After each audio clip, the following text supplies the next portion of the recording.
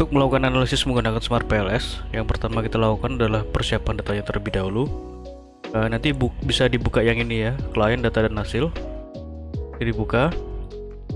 Nah, nanti akan di set pertama, di set data akan muncul ini tabulasi datanya seperti ini ya. Oke, seperti ini. Nah, data ini kita rubah dulu formatnya ke dalam CSV. Jadi nanti data yang berformat CSV itu yang bisa kita masukkan ke dalam aplikasi Smart PLS. Caranya, ini kita copy dulu, kita klik file, kemudian ini ya, buat file baru, kita bisa paste di sini. Nah, seperti ini. Lalu kita buang yang tidak dibutuhkan. Jadi yang tidak dibutuhkan ini ya. Nah, ini tidak dibutuhkan. Jadi yang dipakai itu hanya ininya saja, kode dari masing-masing kuesionernya ini. Juga tidak, dan nomor tidak digunakan. Nah, seperti ini ya. Ini juga tidak. Nah, oke, seperti ini. Setelah seperti ini, lalu klik file, save as. Nah, ini kita buat format ini ya, CSV-nya itu. Browse. Nah, di sini file name ini bebas, bisa diberi nama apa saja. Nah, kemudian save as type. Nah, ini yang penting. Nah, ini kita klik rubah formatnya ke CSV ya, seperti ini. Nah, kemudian klik save. Ini karena saya sudah buat format CSV-nya, nanti bisa gunakan file yang sudah saya buat saja, yang ini ya, CSV ini. Nah, setelah CSV-nya terbentuk, kita buka aplikasi Smart PLS-nya. Seperti ini tampilannya. Di sini saya menggunakan versi 3. Karena menurut saya untuk versi 3 ini adalah versi yang paling stabil ya, dan paling mudah untuk digunakan dibandingkan dengan versi 4. Oke, setelah seperti ini, kita klik new project. Kita beri nama di sini bebas, kita tulis saja contoh. Nah, kemudian akan muncul seperti ini ya. Kita ini double click to import data. Nah, ini double click to import data, kita klik, kita double click, kita masukkan file CSV yang tadi, yang ini. Kemudian kita open, lalu klik OK. Nah, ini menandakan file CSV itu telah termuat ke dalam aplikasi Smart PLS. Ini sebenarnya adalah analisis deskriptif ya. Jadi kalau misalkan kita mau copy, kita butuhkan analisis deskriptifnya, ini bisa kita tinggal copy saja. Oke, kita close dulu. Nah, kemudian kita buat model analisisnya sesuai dengan hipotesis. Kita double klik yang ini, yang biru ini, titik biru ini. Nah, kita double klik. Nah, kita masukkan indikator ini ke dalam lembar kerja. Jadi memasukkannya itu berkelompok ya, sesuai dengan variabelnya. Caranya, kita klik yang ini, LO01, kita tekan shift, kemudian klik LO5. Nah, kita blok seperti ini, kita klik drag seperti ini. WL juga sama, EL1 shift, EL9 drag.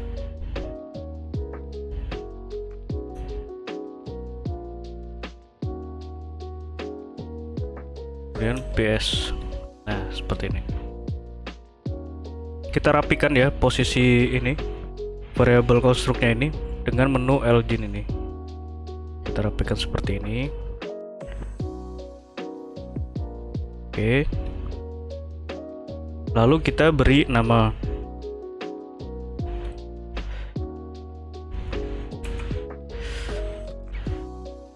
Caranya ini ya, untuk EE ini adalah emotional exhaustion. Kita klik kanan, rename. Nah, seperti ini. Oke. Kemudian LS, rename, leadership style. LO,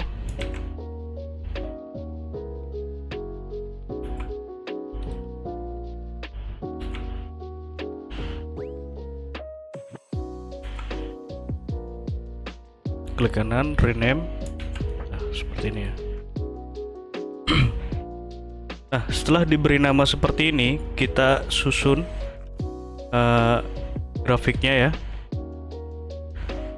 Learning organization ini di atas, work life balance, leadership ini di sini.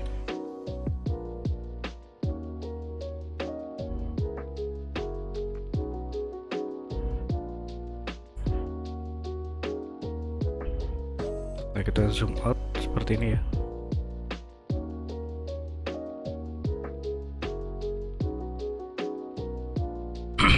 Dan untuk bentuk dari grafiknya ini ya, model analisis jalur ini bebas. Yang penting itu nanti setelah dianalisis, jadi tidak ada nilai atau angka yang tertutup. Setelah seperti ini, kita hubungkan variabelnya sesuai dengan hipotesis dengan menu ini ya, connect. Kita hubungkan seperti ini. Hipotesis 1, hipotesis 2, hipotesis 3, hipotesis 4. Nah, kalau sudah berwarna biru seperti ini berarti sudah terhubung seluruhnya dan bisa dilakukan analisis. Nah, yang pertama itu kita lakukan analisis outer dan outer loading itu untuk validitas dan reliabilitasnya. Caranya, klik calculate PLS algorithm. Ini kita biarkan default, lalu start calculation. Nah, akan muncul seperti ini. Kita langsung saja klik ke bagian outer loading ya. Kita klik outer loading. Nah, di sini pada bagian outer loading ini masih terdapat banyak sekali nilai loading yang di bawah 0,7 yang ditandai dengan warna merah, dan toleransi dari nilai loading ini adalah 0,4 ya, di atas 0,4 sampai dengan 0,7 batasnya. Jadi 0,4 sampai 0,7 itu adalah batas toleransi. Nah, kemudian kita lihat juga nilai dari validitas reliabilitas dari variabel konstruknya di bagian konstruk reliability ini. Nah, ini adalah validitas untuk konstruk dan ini adalah reliabilitas untuk konstruk. Nah, di sini yang menjadi patokan adalah nilai dari AVE. Nilai AVE ini ya. Jadi nilai AVE ini tidak boleh merah atau tidak boleh lebih kecil dari 0,5. Dan untuk rombak alpha ini terdapat dua untuk reliabilitasnya ya. Terdapat dua metode untuk menentukannya. Jadi kerombak alpha dan composite reliability. Nah, jika salah satu atau keduanya ini sudah di atas 0,7, maka bisa dikatakan reliable. Jadi seperti itu ya, walaupun di bagian outernya ini masih ada yang merah dengan catatan nilainya itu harus di atas 0,4. Namun untuk AVE yang ini, nilai AVE ini wajib di atas 0,5. Jadi seperti yang dikejar nanti adalah nilai dari AVE ini. Dan di sini kita bisa lihat untuk rombak alpha dan kompositnya ini sudah lumayan bagus ya.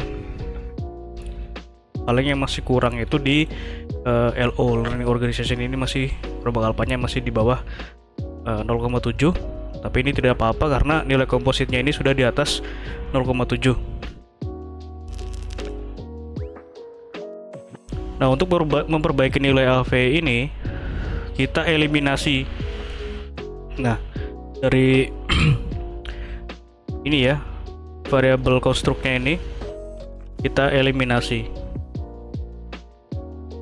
Nah, cara untuk eliminasinya seperti ini. Jadi kita kembali ke nilai loading, outer loading tadi. Nah, seperti ini ya.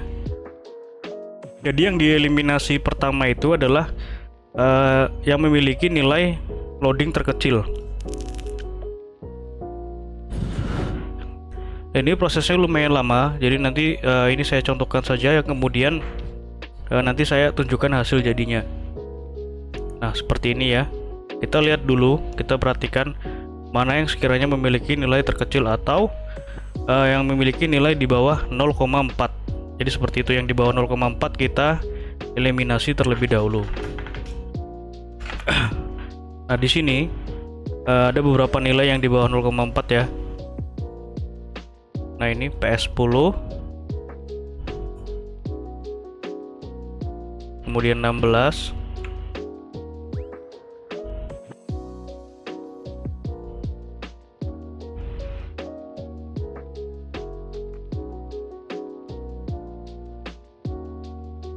ya seperti ini.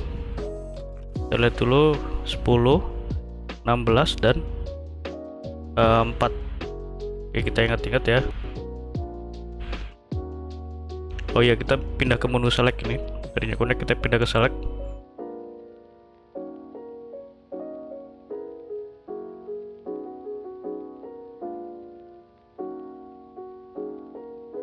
Sepuluh, 16, dan 4.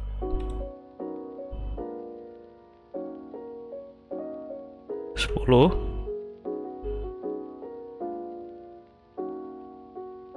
16, dan 4. Nah, ini. Nah, setelah dieliminasi seperti ini, kita uji lagi.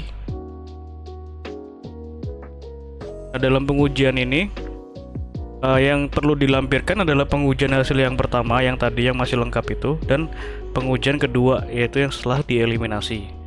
Nah, kita lihat lagi nilai dari autoloadingnya, apakah masih ada yang di bawah 0,4.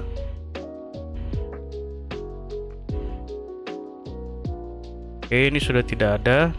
Kita lihat construct reliability-nya. Nah, di sini sudah ada yang hijau ya, cuma yang lainnya ini masih merah. Oke, kita lihat lagi. Nah, kalau seperti ini kita naikkan standarnya, jadi yang di bawah 0,5 kita hilangkan. Ada tidak yang di bawah 0,5 nih? Ada ya. 1.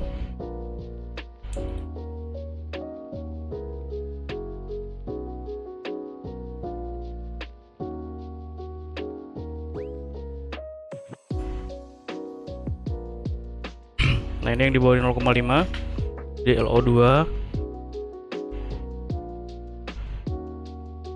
PS3, PS30, 34 dan 6. LO2, PS30, 34 dan 6. Nah, seperti ini. Lalu kita uji lagi.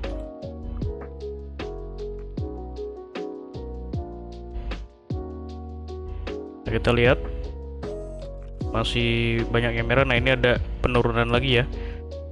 Kita langsung eliminasi saja ini PS33 dan PS5.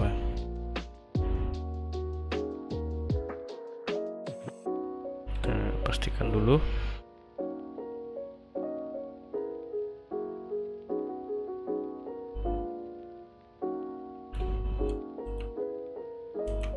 Kita uji lagi.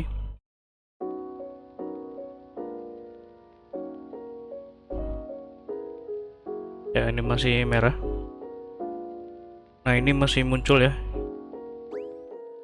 yang di bawah 0,5. Jadi yang dieliminasi itu adalah nilai terkecilnya terlebih dahulu ya. Seperti itu untuk proses eliminasinya. Kalau sudah dieliminasi, nanti bisa dirapikan kembali dengan menu ini, menu legend ini. Otomatis ini merapikan sendiri. Nah, seperti itu prosesnya. Jadi terus saja berulang ya sampai dengan nilai dari AVE-nya ini seluruhnya hijau atau di atas 0,5. Untuk mempersingkat waktu, kita gunakan saja file yang sudah jadi, yang sudah saya eliminasi. Ini ya.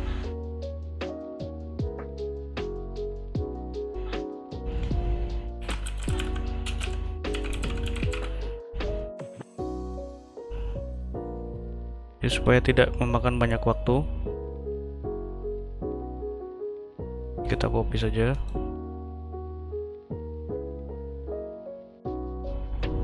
Nah, seperti ini. Nah, nanti hasilnya akan seperti ini ya. Jadi file yang sudah di model yang sudah dieliminasi yang tadi, yang merah-merah tadi. Oke, kita coba run lagi ini, calculate PLS algorithm. Nah, ini masuk ke pengujian PLS algorithm yang kedua. Nah, di sini masih ada yang merah, cuma di sini kita menggunakan data yang di bawah 0,5 atau data-data yang terkecil dari itu kita hilangkan ya, seperti ini. Ini sudah di atas 0,5 semua. Kemudian kita lihat construct reliability. Nah, seperti ini nanti hasilnya. Jadi LVE-nya ini seluruhnya hijau, artinya sudah bisa dilakukan untuk pengujian selanjutnya. Kita lihat juga nilai kompositnya ini sudah di atas 0,7 seluruhnya. Dan untuk Roba Kalpa, LO Learning Organization ini masih di bawah 0,7 ya untuk Roba Kalpanya, namun untuk kompositnya ini sudah di atas 0,7. Jadi ini bisa dikatakan bahwa seluruh variabel konstruk dan laten yang ada di sini itu telah memenuhi kriteria validitas dan reliabilitas. Nah, ini ya. Ini. Nah, selanjutnya kita lihat juga uji diskriminannya. Nah, uji diskriminan ini kita melihat nilai membandingkan nilai korelasi antara variabel ini, variabelnya dia sendiri dengan variabel lain secara horizontal. Nah, jadi tujuan dari metode pengujian diskriminan validity ini adalah untuk melihat apakah terjadi gejala multikoliniaritas antar variabel konstruk ya, antar variabel laten seperti ini. Jadi cara bacanya ini contohnya ini ya, learning organization ini memiliki nilai diskriminan validity 0,814 seperti ini. Jadi ke variabelnya sendiri itu adalah 0,814. Kemudian kita bandingkan dengan variabel lainnya. Learning organization dengan leadership style nilainya adalah 0,215, dengan emotion exhaustion 0,293. Nah, ini kita bisa lihat nilainya ini lebih kecil dibandingkan dengan ini ya, yang ke variabelnya ada sendiri. Maka untuk variabel LO ini tidak terjadi gejala multikoliniaritas. Nah, seperti itu untuk cara membacanya. Ini sama saja dengan ini sama saja ya cara membacanya untuk variabel yang lainnya. Nah, selanjutnya adalah pengujian ini ya, VIF. Di sini ada dua, ada outer VIF dan inner VIF. Kita gunakan yang inner VIF. Nah, VIF ini nilainya harus di bawah 0,5 dan ini sudah seluruhnya sudah memenuhi ya. Kemudian kita lihat nilai R, R square ini. Nah, R square ini nilainya adalah 0,494, artinya variabel tadi ya, variabel ini. Jadi LO, WL, LS dan EE itu mempengaruhi variabel ini PS sebesar 49,4%. Jadi seperti cara bacanya. Jadi seberapa besar sih pengaruhnya gitu dari variabel independen terhadap variabel dependen. Itu pengaruhnya adalah 0,49%, dan sisanya itu dipengaruhi oleh variabel lain di luar dari model penelitian ini. Ini cukup bagus untuk nilai R square-nya. Kemudian kita lihat nilai F square. Nah, F square ini untuk melihat seberapa besar pengaruh variabel ini terhadap variabel tadi PS tadi. Nah, ini melihat pengaruh variabelnya itu secara individu ya, secara satu-satu atau secara parsial. Kalau yang tadi R itu adalah secara simultan dan F ini secara parsial. Untuk interpretasinya nanti bisa dilihat di sini ya. Nah, di sini untuk interpretasinya. Kemudian kita pengujian ini predictive relevance Q kuadrat. Q kuadrat ini adalah untuk mengkonfirmasi nilai dari R. Nah, caranya kita kembali ke model ini, model yang tadi, klik calculate, kemudian blindfolding, start calculation.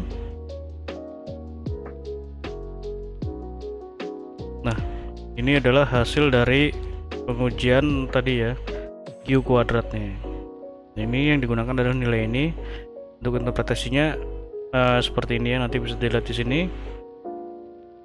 Nah, setelah melakukan pengujian tadi, inner dan outer model, kita uji hipotesis penelitiannya. Nah, ini uji hipotesis penelitian. Nah, caranya kita kembali ke model tadi. Ini klik calculate, kemudian bootstrapping, start calculation.